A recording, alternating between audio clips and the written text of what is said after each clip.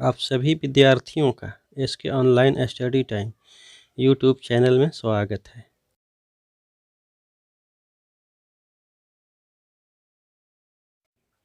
आज हम लोग कक्षा 9 के गणित विषय में प्रथम अध्याय संख्या पद्धति के अंतर्गत प्रश्नावली 1.3 के प्रश्न संख्या 7, 8 और 9 का हल प्राप्त करेंगे। इसके बाद संख्या रेखा पर दशमलव संख्या के निरूपण का उत्तरोत्तर आवर्धन प्रक्रम की जानकारी प्राप्त करेंगे और प्रश्नावली 1.4 के प्रश्न संख्या 1 और 2 का हल प्राप्त करेंगे।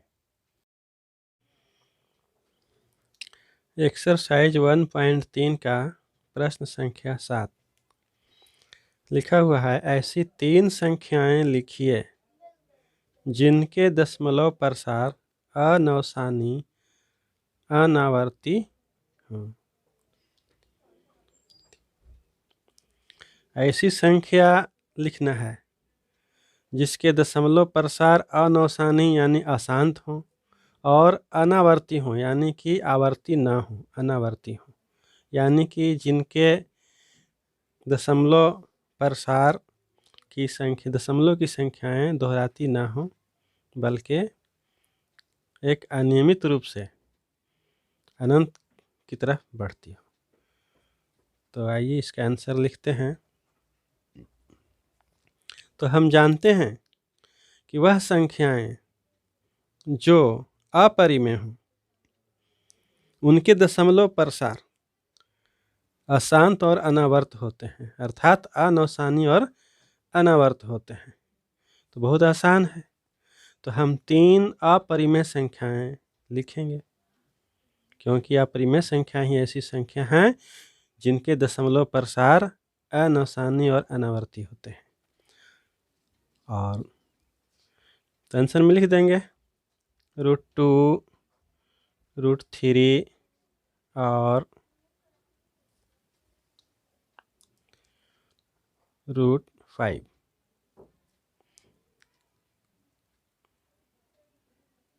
ऐसी संख्याएं हैं जिनके दशमलव प्रसार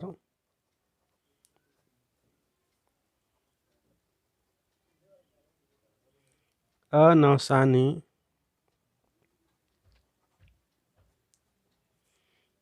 अनावर्ती है। ठीक है, आइए अब हम लोग अगला प्रश्न देखते हैं। अगला प्रश्न है प्रश्न संख्या 8। लिखा हुआ है, परिमेय संख्याओं 5/7 और 9/11 के बीच 3 अलग अलग अपरिमेय संख्याएं ज्ञात कीजिए। अभी तक हम लोगों ने परिमेय संख्या ज्ञात करना सीखा। अब हम लोग इस प्रश्न के अनुसार अपरिमेय संख्या ज्ञात करना सीखेंगे क्योंकि 5/7 और 9/7 ये परिमेय संख्याएं हैं और 5/7 और 9/11 के बीच में हमें 3 अपरिमेय संख्याएं ज्ञात करने हैं। तो आइए ज्ञात करते हैं। आंसर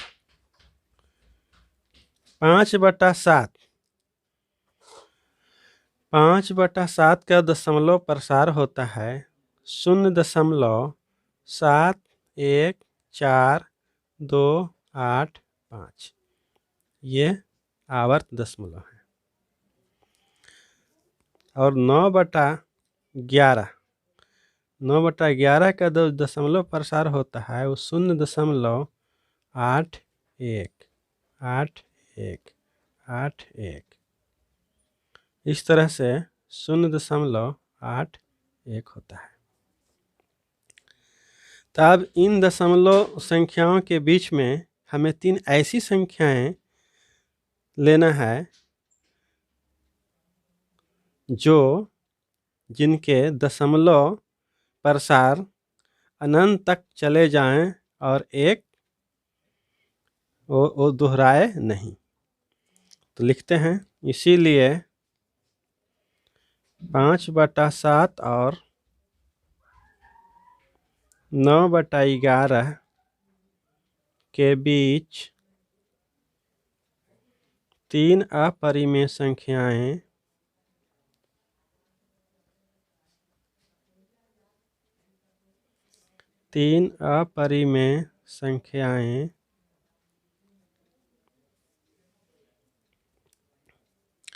कौन कौन है? तो हम इस संख्या से अधिक और इस दशमलव प्रसार से कम रखेंगे और ऐसा रखेंगे जो दोहराए नहीं। तो देखिए लिखते हैं, पहला संख्या रखते हैं इससे अधिक और इससे कम, तो लिख देंगे 7 1 है तो इससे अधिक हम 7 2 लेकर के चलते हैं, तो लिखेंगे 0.720। फिर लिख देते हैं 2, यहाँ 1 0 था तो यहाँ 2 0 कर देते हैं। फिर 2 के बाद में 2 0 है, इसके यहाँ 3 0 कर देते हैं। इस तरह से हम जीरो की संख्या बढ़ाते जाएंगे। तो पता ये चला कि इसके जीरो की संख्या इस रूप में बढ़ रहा है कि यह संख्या को दोहरा नहीं पाएगा। इसके आगे ले लेते हैं, इसके आगे देखते हैं 7 2 1 कर देते हैं 0, यानी कि 21 0, फिर 21 00 कर देते हैं, 21 000 कर देते हैं, फिर 21 0 की संख्या फिर और बढ़ा देते हैं, यहाँ 2 था यहाँ 3 कर दिया, फिर 21 3 के बाद 4 रख दिया 0। तो इस तरह से ये अनंत तक चले जाएंगे और संख्याओं को दोहरा नहीं पाएंगे। अब आगे देखते हैं, तो 7 2 था यहाँ 3 रख देंगे, 0 रख देंगे, फिर रख देंगे 3 0 कर देंगे, यहाँ 1 0 था यहाँ 2 0 कर देंगे, फिर 3 000 3 4 0 3 ना 5 0।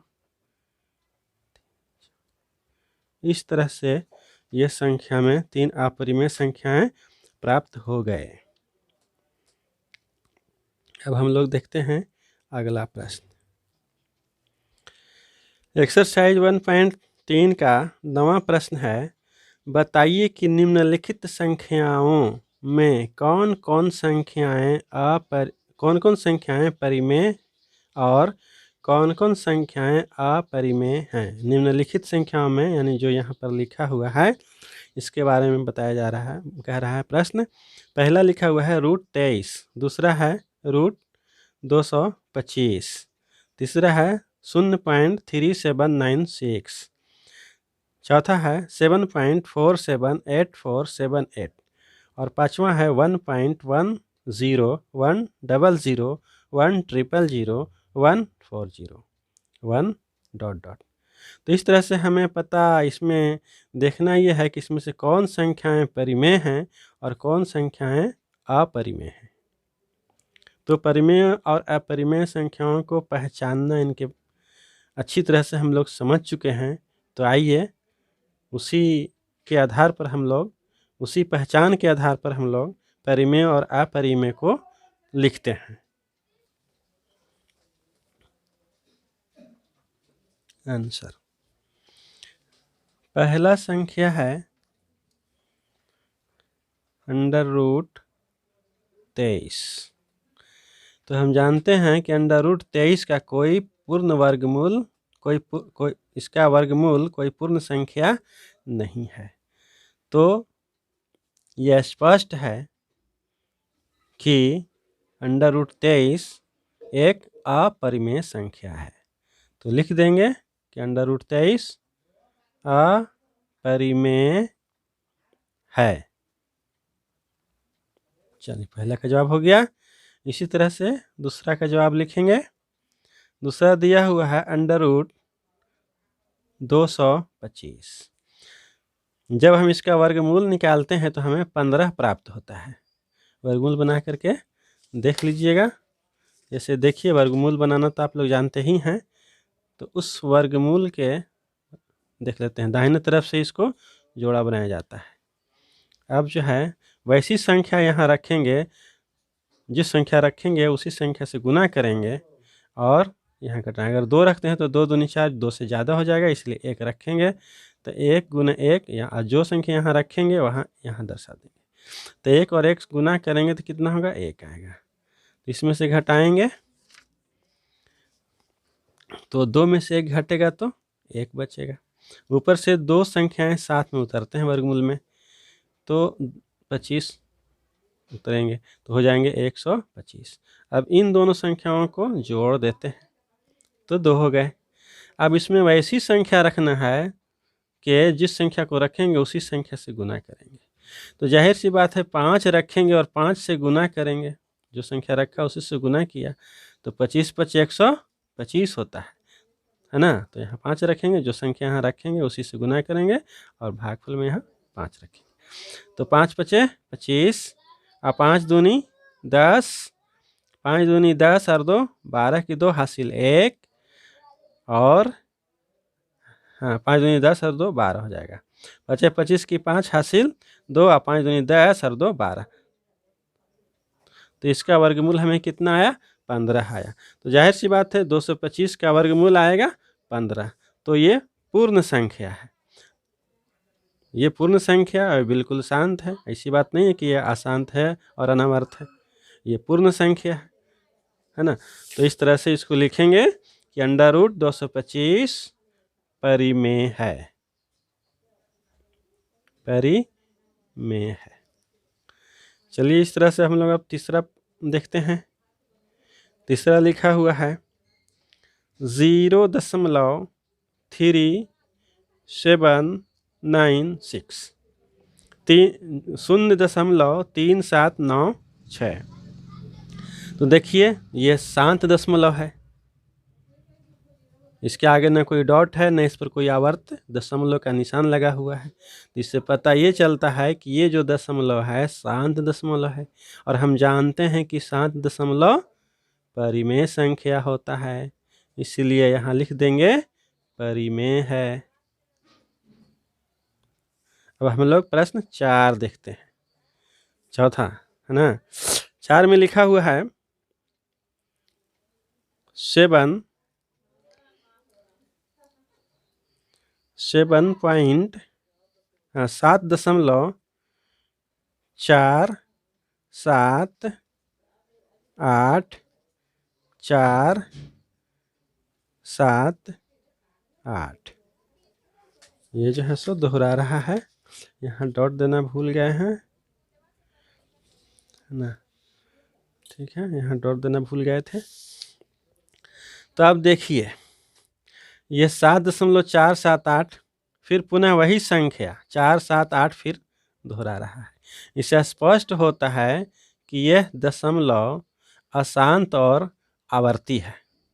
तो जो दशमलव प्रसार अशांत और आवर्ती होता है वह क्या होता है, परिमेय होता है, वह परिमेय होता है।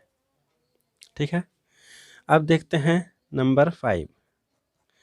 5 में लिखा हुआ है 1.10, 1.00, 100, 100, 100, लिखा हुआ है, और फिर एक इस तरह से लिखा हुआ है 40 है 40।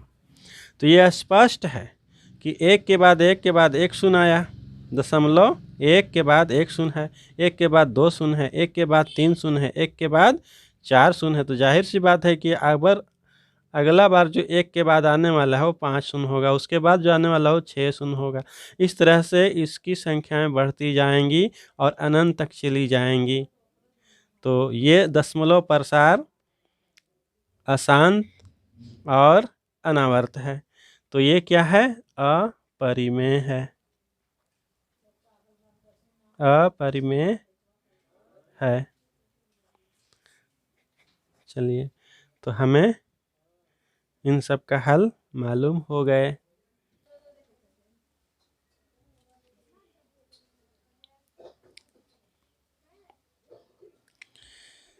आइए अब हम लोग जानते हैं संख्या रेखा पर वास्तविक संख्या का निरूपण।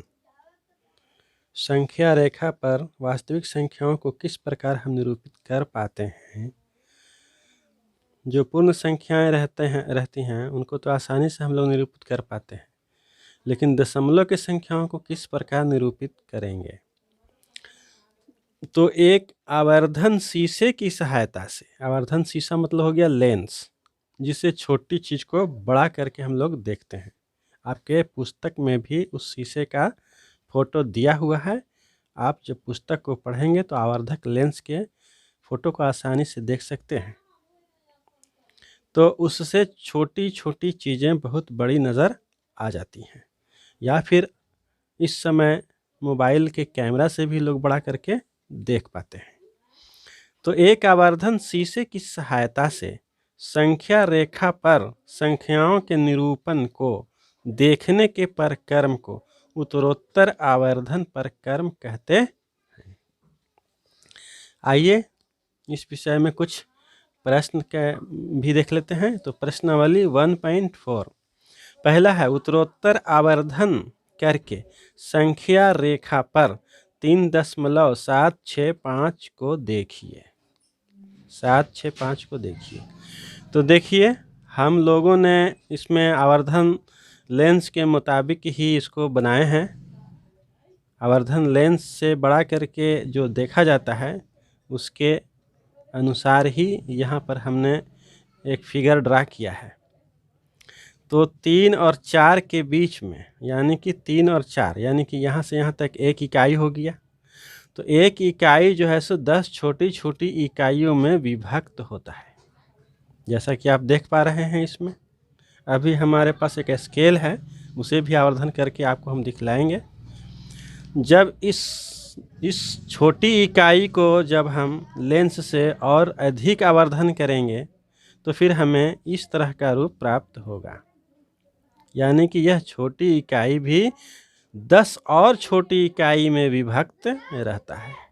उसी प्रकार जब इस छोटी इकाई को हम आवर्धन और अधिक आवर्धन करेंगे तो फिर हमें इस प्रकार की 10 छोटी इकाई प्राप्त होगा, और इस प्रकार हम इस संख्या को आसानी से निरूपित कर पाएंगे 3.765 को।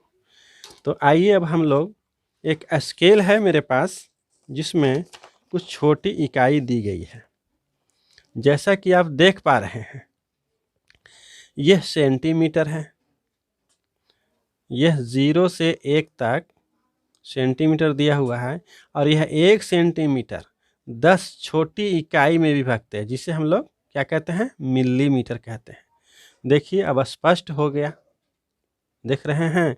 1 सेंटीमीटर 10 छोटी इकाई में विभक्त है, यानी 10 छोटी इकाई यानी मिलीमीटर में विभक्त है। अब 1 मिलीमीटर भी, सॉरी हाँ 1 मिलीमीटर भी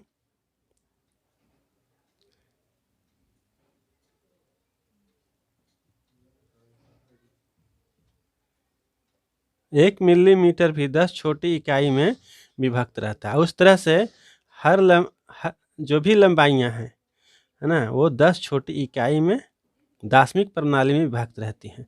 तो इस तरह से हम लोग संख्या रेखा पर इसे दर्शा पाते हैं। यहाँ कह रहा है कि 3.765 को दर्शाएं।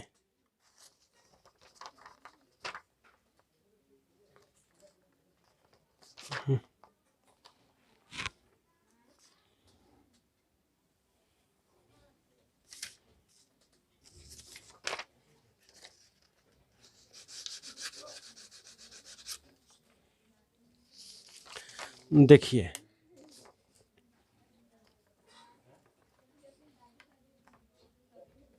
ये हमारा 3 है। अब 3 से आगे हम लोग कितना बढ़ना है, 3.7, यानी कि दशमलव, यानी कि इस 10 छोटी इकाई में हमें 7 पर आना है। तो ये हो गया 5, 6 और 7।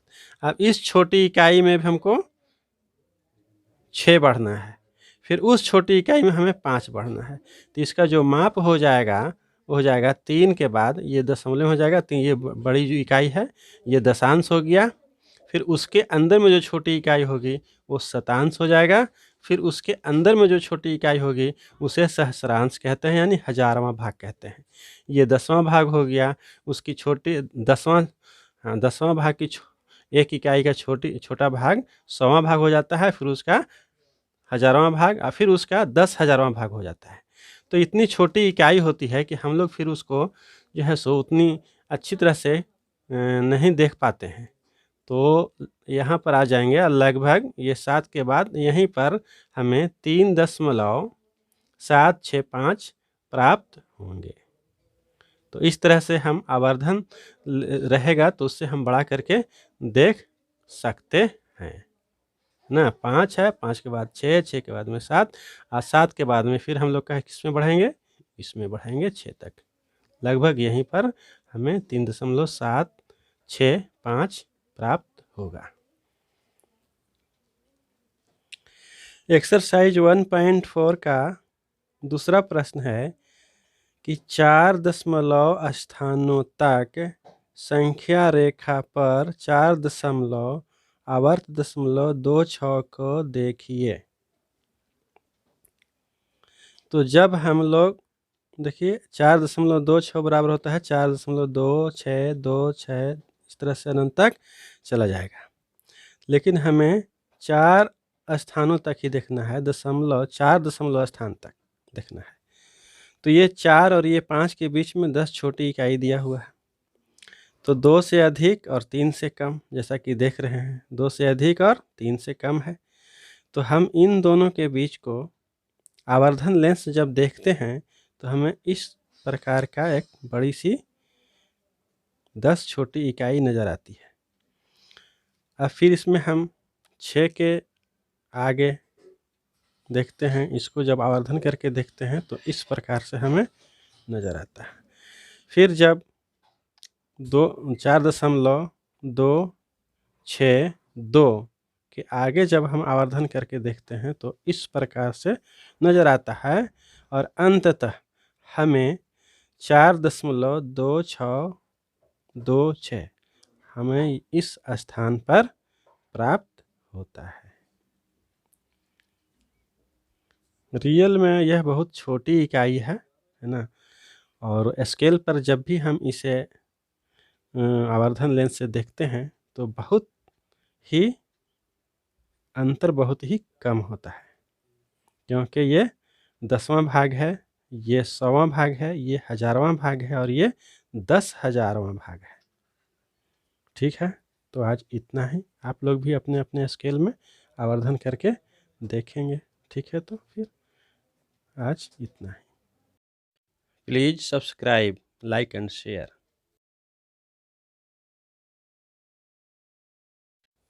आज का संपूर्ण पृष्ठ का इमेज प्रस्तुत किया जा रहा है।